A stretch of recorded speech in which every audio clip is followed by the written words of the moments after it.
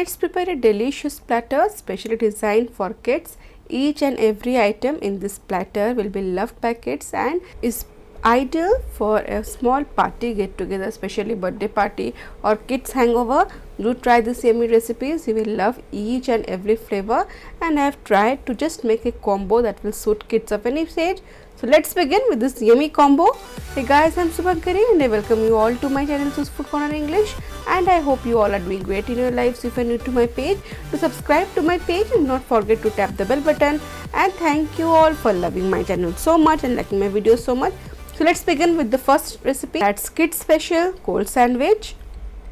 For this recipe I have taken here cabbage around 300 grams. I have nicely washed it whole and then I have grated this cabbage. To this I will add half teaspoon of salt, give it a mix and let it rest for around 10 to 15 minutes. In 10 to 15 minutes this salt will work wonders and this cabbage will release its moisture. So after 15 minutes the cabbage somehow looks like this, and I'll take one handful of cabbage and squeeze out the extra moisture in a separate bowl in this way.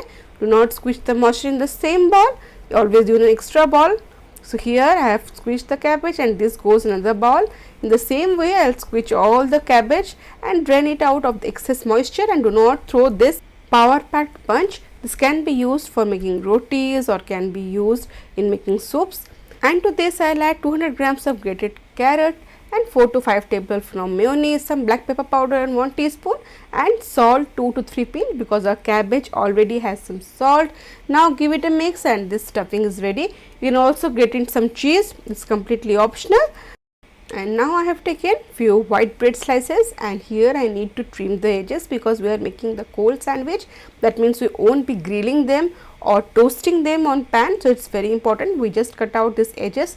That will make this sandwich extra soft and extra tasty. You can also toast these sides and make breadcrumbs out of it. Now my breads are ready and I will take one piece and spread evenly the mixture that we had prepared of carrots, cabbage and mayonnaise. Uniformly spread it and trim the edges in this way, and I'll take one second piece, and do not forget to add some tomato ketchup. That's one of the most delicious thing that the kids want. Spread it uniformly and just I'll flip it over in this way. That's it, it's done. And now I'll press it gently, and now as I have taken some olives, again it's optional, you can also add olives or you can add some cheese slice, cut it into quarters, and I'll just use some toothpicks so that I can cut it into perfect squares because we are making a kids platter and kids love these types of design trending, and it's also quite appeasing to eye because we have stuffed some nice veggies.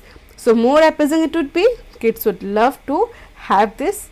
So here I have divided in equal portions in this way and just wrap it in a cling film and store it in fridge, and then when the party starts this can be served immediately. Tasty and equal nutritious. And my second recipe for the day is chili garlic potato nuggets with a twist. So for that I have taken here raw potatoes. Yes, for this recipe I will be using raw potatoes, those are peeled, and 4 medium sized potatoes I have grated and I have just kept in water, and I have grated it in the larger hole in this way. So let's start. So for this recipe I have heated 1 tablespoon of butter and medium flame, and once it starts to heat I will be adding 1 teaspoon of oil and wait till this butter nicely melts in the oil. Once this butter melts I will be using garlic cloves, around 5 to 6 garlic cloves I have used. So these are finely chopped, that's very important. So I will wait till this garlic nicely turns out to be light golden color, just slightly golden. It will release a very nice aroma. Butter and garlic combo is just awesome. At this stage I will be adding around 1 cup of water. This cup is the same in which I will be measuring rice flour. So take a standard cup and in the same cup we will be adding water. Wait till it starts to boil. Some salt I have added and potatoes goes in. Strained potatoes that are added in water. This goes in high flame.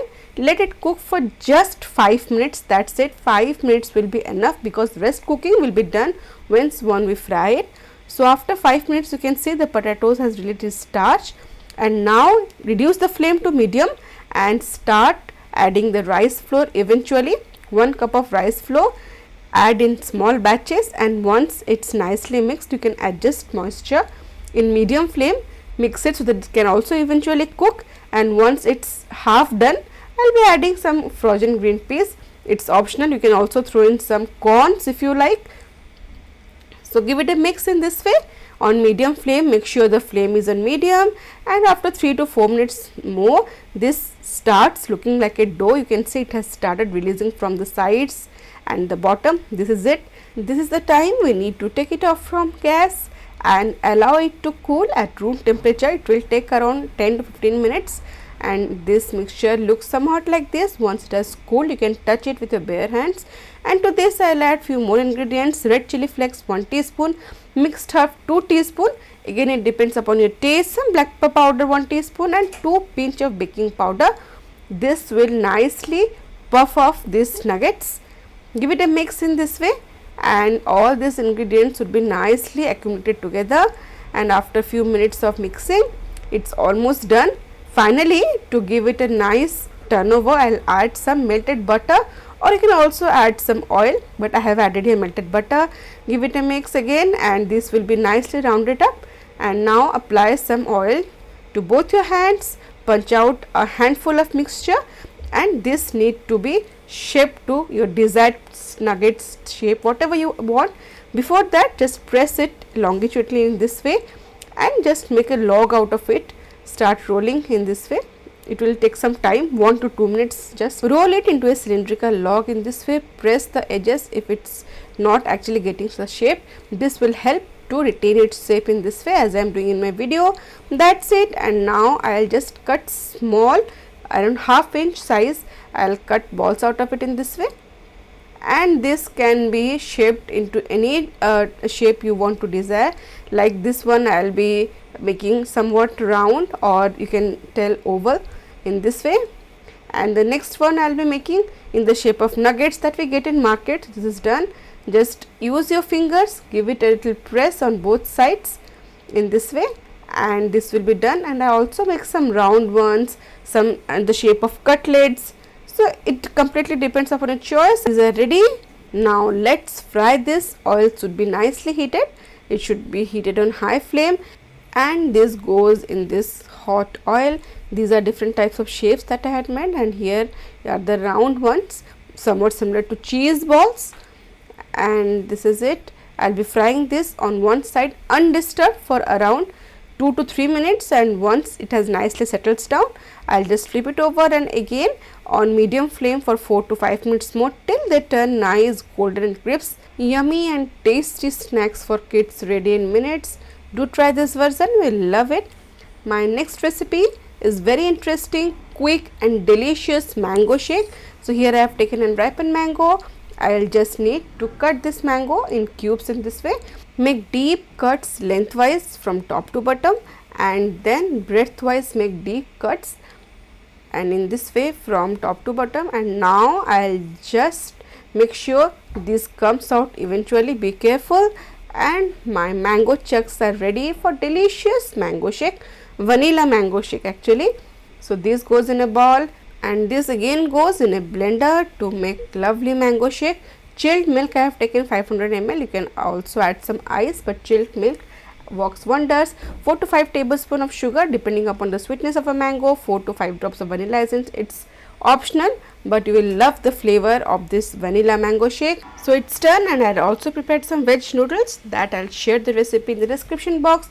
So first I'll serve this cute mini sandwiches, different shape, some chili garlic potato nuggets, some ketchup for sure, and here comes my veg hakka noodles. I'll share the link in the description box of the same noodles, some chips for sure, and finally 1 glass of vanilla mango shake that will complete our birthday platter. And do not forget to add some chopped mangoes and everybody favorite, some sprinklers. This completes our look of our birthday platter and a nice draw. So this is how my birthday platter for kids is specially ready. Each item in this platter will be loved by kids. Do try this combo. I'll try to post more combinations for small get together, birthday parties, especially for kids. So do try this combo and let me know how your kids reacted to this type of platter. And now it's time for the comment of the day. Today's comment is from Sheila Mitra. She writes, looks very yummy. I will surely try this recipe as it's quite unique than the common bharta recipe we usually follow. Thanks ma'am. Thank you so much Sheila. Actually she is commenting on the recipe of eggplant and tomato, roasted eggplant and tomato mashed or bharta, classic Indian style. Thank you for noticing my efforts. Stay safe and stay connected. Do try this combination of birthday platter and let me know how your kids reacted to it.